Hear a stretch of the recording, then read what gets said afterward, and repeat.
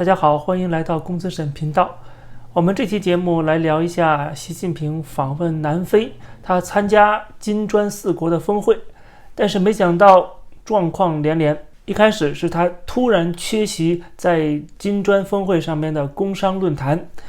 他的讲话由商务部长代为发言，这就很奇怪了。他飞到了南非，这4国领导人都在参加这工商论坛，是峰会当中最重要的一个项目之一，居然习近平缺席了。所以现在外边都在猜测他为什么缺席。但是紧接着后面的晚宴他又现身了。另外一个状况就是有媒体拍到他步入会场的时候，他随身的翻译被阻拦在了大门之外，甚至还跟现场的保安人员发生肢体冲突。我们可以看一下当时的画面。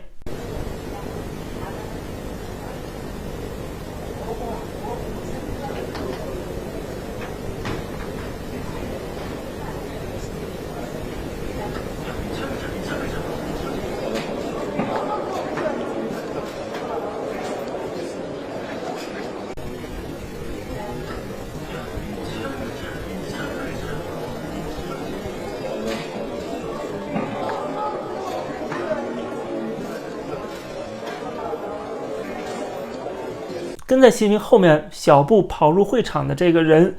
如果看其他的视频，其实都被拍到过，他就是习近平的贴身的翻译。但是为什么被保安拦截呢？俄罗斯媒体的说法是因为这个翻译距离习近平太遥远了，他要小步跑进来，所以他的这种跑的动作让保安人员怀疑觉得不知道你是干嘛，而且是跑到习近平身后，怕可能会有意外的状况，所以就强行的拦住了，甚至把他推出了门外。当然我觉得这就是一个小小的插曲，给我们带来点饭后谈资。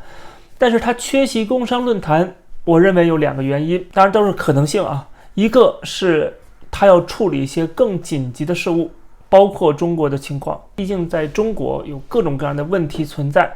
不光是一些社会问题，还有他政治上的斗争。现在中国内忧外患，突发状况不断，所以说他处理国内事务是很可能的，需要一段时间处理完之后再参加晚宴，这个跳过了工商论坛。那另外还有可能性就是他水土不服可能身体不适，他要在工商论坛上一站就站那么长时间可能是坚持不了。我觉得最可能的就是这2个原因，其他的很多的阴谋论我们就不去瞎猜，也不去跟着别人瞎编了。现在中国经济陷入困境，其实是全世界都知道的事儿。他如果能够出席工商论坛，公开主动的作为最高领袖去讲话，去给大家打鸡血，其实还是有这强烈的政治需求的但是他还是没有参加，没有出现。我想呢，肯定还是有这2个特殊的原因，不会是他故意不参加的，因为他稿都准备好了，而且一开始也从来没有说过他不参加，这是突然临时改变的行程，所以突发状况的可能性最大。但是他不管他讲什么，或者是派谁去讲中国的经济问题，所有人看在眼里，他再怎么打鸡血也是没有效果的。外交事务杂志发表了一篇评论文章，正式宣告习近平大停滞时代的到来。这个标题就叫做 His Age of Stagnation， 就是经济停滞的时代。其实在2年前我讲到中国经济的时候，就已经做出了这方面的预测。我说中国正在走向经济停滞，甚至在很多方面从改革开放时期已经进入改革开放倒退期。我记得我过去做节目还批评过一篇《纽约时报》的评论文章，就是这个作者写的，他的中文名字叫张岩，是一个美国人，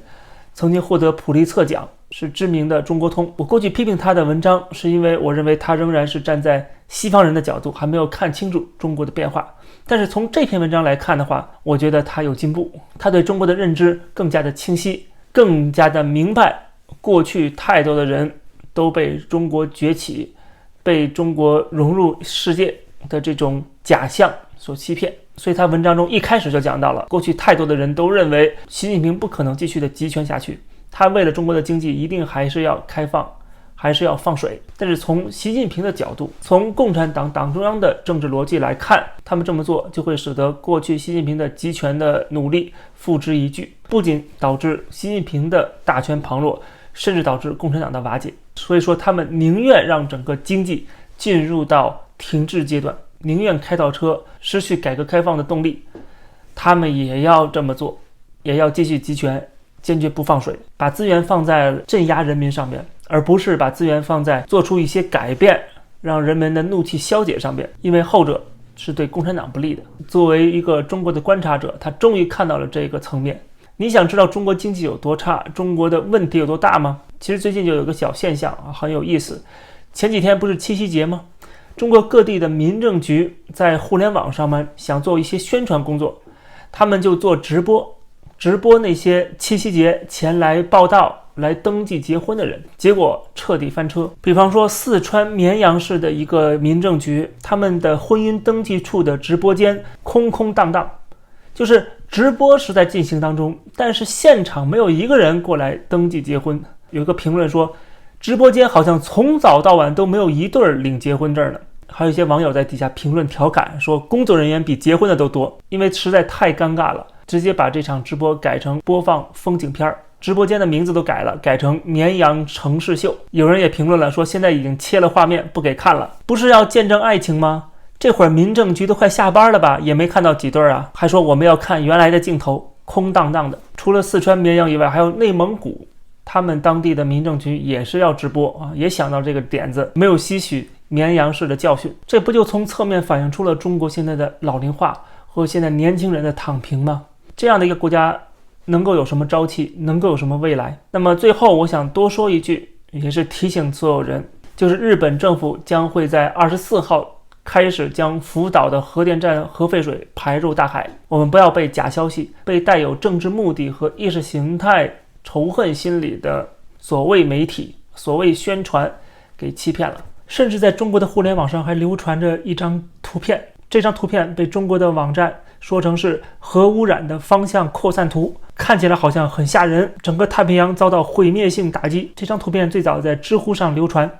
很多人言之凿凿，但是如果你会英文的话，就可以看到这个图片下面的说明，实际上是美国海洋署在2011年分析的当时日本海啸产生的波幅，跟核污染一点不沾边，但是有人就把这个图片上面的英文说明给 P 没了，说这是卫星辐射图，清晰地记录污染的情况。这难道不是通过造谣故意带节奏带风向去仇恨日本，完全不顾科学常识吗？他甚至不是不顾常识的，他是故意的在造谣，在扭曲事实，在煽动仇恨。昨天日本驻华大使馆还召见了中国外交部副部长，对排放废水提出了一个说明。首先，日本向海洋排放的不叫做核污染水，而是应该更准确的说是 ALPS 处理水，就是被这个机器这个系统处理过的、过滤过的。中国的媒体报道的时候应该改这个称呼，你非说这是核污染水，是故意的带风向。另外，这次排废水是受到国际原子能机构极为严格的评估，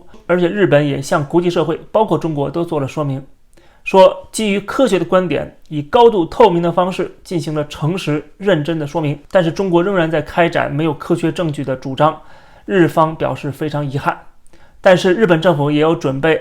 这个在向海洋稀释之后，根据中方的关心，继续的与中国进行沟通。另外他说，中国对日本的水产品进行食品强化检疫的措施，日本不能够接受，因为这是没有科学依据的。在欧盟国家都已经撤销对日本食品进口的限制的情况下，中国还这么做，既违反科学，同时也是在逆潮流的。其实我们早就说过，中国是政治挂帅的国家，它一切都是以政治为目的的，他做什么事情不讲科学，甚至不讲事实，看看外交部那些发言人的嘴脸就知道了可以睁眼说瞎话。所以说千万不要被这些媒体的报道带风向。我看到很多台湾人甚至都受到了中国新闻媒体的影响，对日本表现出不友好甚至仇恨日本的这种心态，不健康的心态，我觉得应该避免。好好扪心自问一下，台湾人是想跟欧美国家站在一起，还是要跟中国人站在一起，被全世界嘲笑和鄙视？好，感谢收看这期的公子视频，欢迎大家点击订阅这个频道。如果大家喜欢这个节目的话，也欢迎加入会员。谢谢大家，我们下期节目再见。